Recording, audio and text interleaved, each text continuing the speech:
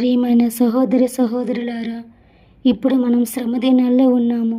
ఈ 40 రోజులు మన జీవితాన్ని పరిశీలన చేసుకునే పవిత్ర సమయం, మన హృదయాన్ని పరిశుభ్రం చేసుకునే సమయం. ఈరోజు ఈ ప్రార్థన ద్వారా మన పాపాలను ఒప్పుకొని మన జీవితాన్ని మార్చుకుందాం. ఒక వ్యక్తి దేవుని దగ్గరకు వచ్చాడు. అతడు చెప్పాడు, ప్రభువా, నేను చాలా బలహీనుడిని. నేను మారాలని అనుకుంటున్నాను, కానీ మారలేకపోతున్నాను. అప్పుడు దేవుడు చెప్పాడు, నా బిడ్డ, నువ్వు పర్ఫెక్ట్గా ఉండాల్సిన అవసరం లేదు. నువ్వు నా దగ్గరకు మంచి మనసుతో వస్తే చాలు అన్నాడు దేవుడు. పశ్చాత్తాపంతో అతను ప్రార్థన చేశారు, ప్రభువా, ఈ శ్రమ దినాల్లో నా హృదయాన్ని పరిశీలించుము, నా గర్వాన్ని తొలగించుము, నా కోపాగ్ని తొలగించుము, నా అసూయని తొలగించుము, ఎదుటివారితో ప్రేమగా ఉండేలా నాకు నేర్పించు తండ్రి.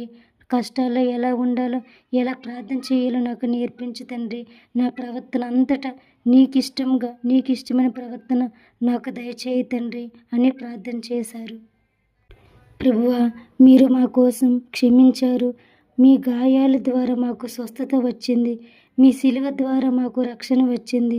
ఈ 40 రోజులు మీ శ్రమను మేము మరవకుండా మా జీవితం మార్చుకొని నిన్ను తెలుసుకొని ఎరిగి ఉంటాం ప్రభువా. అందుకు కావలసిన జ్ఞానాన్ని, బుద్ధిని మాకు దయచేయండి తండ్రి. ఈ శ్రమ దినాల్లో ఉపవాసం చేస్తున్న ప్రతి ఒక్కరిని ఆశీర్వదించు, వారి కుటుంబాన్ని కాపాడు, వారి ఆత్మను బలపరచు తండ్రి. ఈ లెంట్ సీజన్ ముగిసిన సరికి కొత్త మనసుతో, కొత్త జీవితంతో, కొత్త సంతోషంతో నాయన నిలబడేలా కృప దయచేయము తండ్రి. ఈ ప్రార్థన అంతటిని నీ పాదాల చెంత పెడుతున్నాం ప్రభువా. మాకు ప్రార్థన ద్వారా జవాబిస్తావని యేసుక్రీస్తు నామములో ఈ ప్రార్థన అడిగి వేడుకొంచున్నాం మా పరమ తండ్రి. ఆమెన్.